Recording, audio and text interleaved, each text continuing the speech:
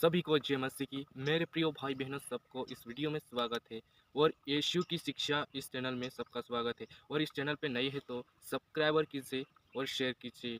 और परमेश्वर का वचन हमें सीखने में पवित्र आत्मा प्रेरणा दे। आइए हम परमेश्वर के वचन को सुनेंगे और जानेंगे। वीडियो को अंत तक जरूर देखें, तब आपको समझ में आने वाला है।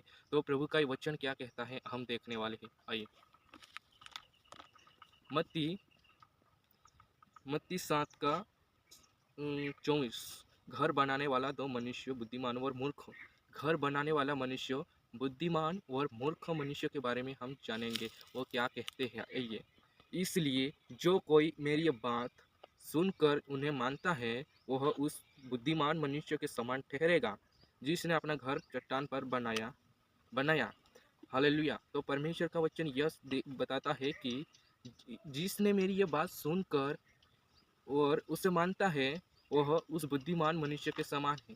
किसके समान? जिस बुद्धिमान मतलब यह है कि वो उसके वचन को अच्छी रीति से ग्रहण किया और उसके वचन को अपने हृदय में बसा लिया, वो बुद्धिमान मनुष्य के समान ठहरेगा। कहा, और मेह बरसा और बाढ़ आई और आंधियाँ चली और उस घर से टकराई, फिर भी वह नहीं गिरा।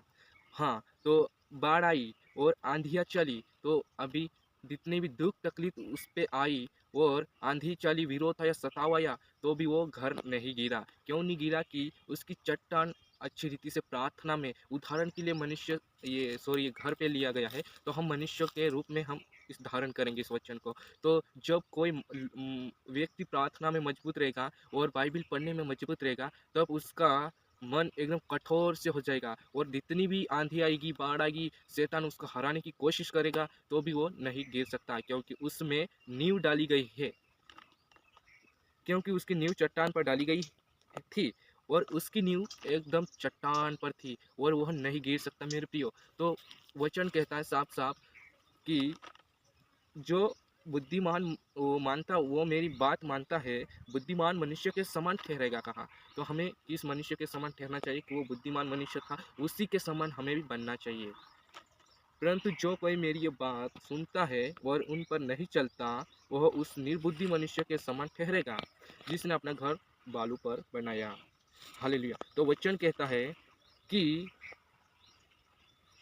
यह बात सुनता है, उन पर नहीं चलता। और हाँ, परमेश्वर कहा, जो मेरी बात सुनता है और उस पर नहीं चलता, तो वो कैसा ठहरेगा? कि निर्बुद्धि मनुष्य के समान ठहरेगा। वचन को वो मानता नहीं और वचन कहता वैसे नहीं चलता, वो निर्बुद्धि मनुष्य के समान है। कहा, और हमें वचन और उसका घर बालू पर बना। कहा, इसका मतलब कि वो आंधी आई, शैतान उसको पाप में गिराने की कोशिश करे तो वो गिर सकता है, क्योंकि उसकी घर था वो बालू पर बना था। क्योंकि बालू पर तो अभी पानी गिरेगा, जब भी वो ढलने की कोशिश संभावना होती है, तो वो गिरने की संभावना बहुत ज़्यादा होती है उसकी। तो और आगे क्या कहता है?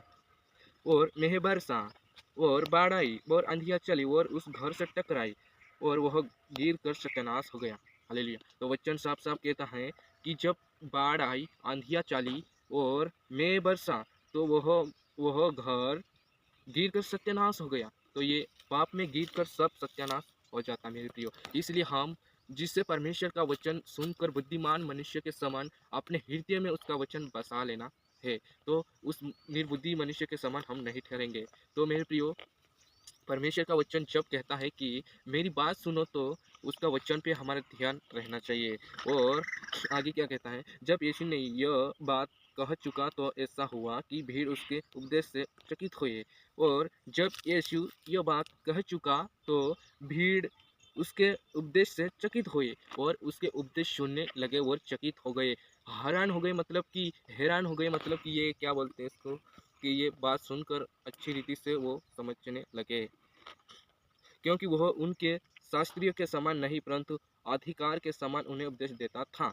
और हाँ, वो शास्त्रियों के जैसा नहीं, परंतु उनको समझ आए और वो समझ सके, ऐसी यीशु ने उन्हें सिखाया था। तो हमें भी मेरे प्रियो, आज के वचन में कहता है प्रभु के मनुष्य निर्बुद्धि मनुष्य के जैसा नहीं बनो, परंतु बुद्धिमान मनुष्य के समान बनो, क्योंकि एक दिन भी हमें उद्धार के योग्य हो जाएंगे, तब हम स्वर्ग में एक दिन चले जाएंगे। तो मेरे प्रियो, आज के वचन में प्रभु का वचन आपको समझ आया होगा, और मैं आशा करता हूँ कि प्रभु में आप भी बढ़ेंगे इस वीडियो के लारे, और हमारे वीडियो को अंत तक देखें और प्रभु तुम्हें आशीष दे।